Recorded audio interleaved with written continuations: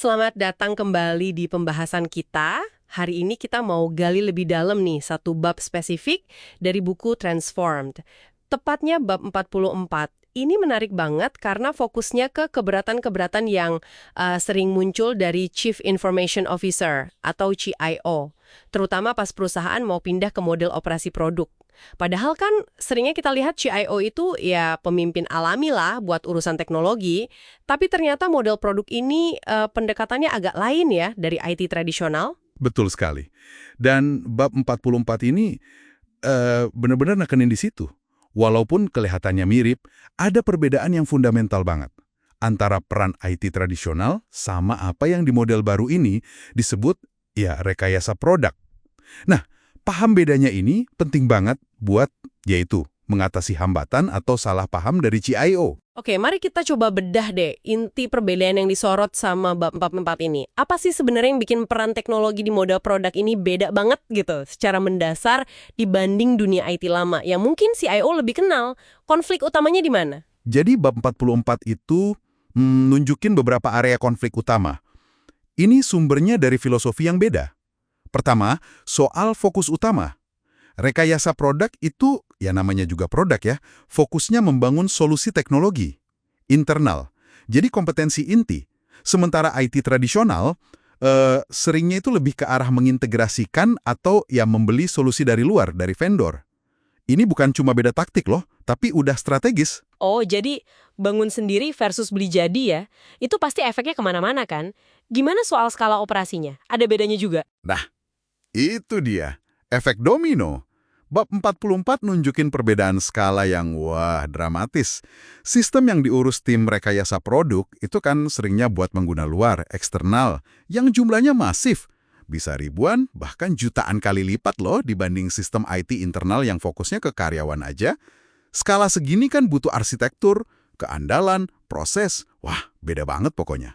Kebayang sih, beda fokus, beda skala, pasti kebutuhan timnya juga jadi beda total ya.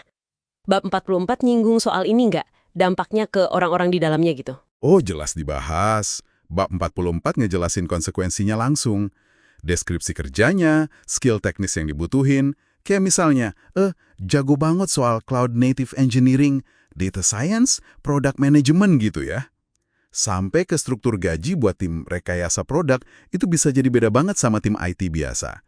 Ini jadi tantangan sendiri kan buat cari orangnya. Terus, nah ini yang juga penting banget dan sering jadi sumber keberatan. Outsourcing.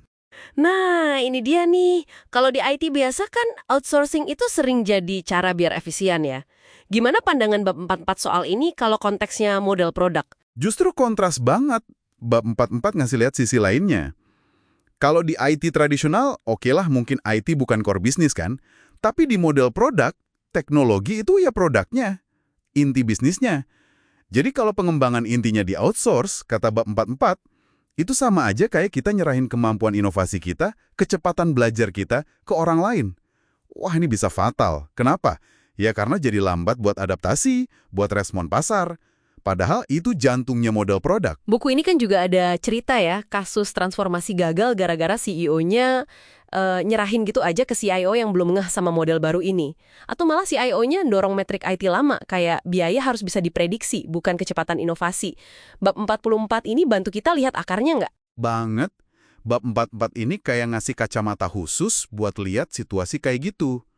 Kalau seorang CIO mungkin niatnya baik ya, tapi dia pakai metrik atau proses dari dunia IT lama. Misalnya, fokus banget ke utilisasi orang, roadmap jangka panjang yang kaku banget, atau ngontrol biaya kayak pusat biaya, cost center. Nah, itu diterapin ke tim rekayasa produk, ya langsung tabrakan. Model produk kan mintanya metrik yang fokus ke hasil buat pelanggan, eksperimen cepat, dan ngelihat teknologi itu sebagai pencipta nilai, value creator, bukan cuma penyedia layanan internal. Wah, kebayang kan gesekannya kalau pemimpinnya aja udah nggak sejalan cara pandangnya?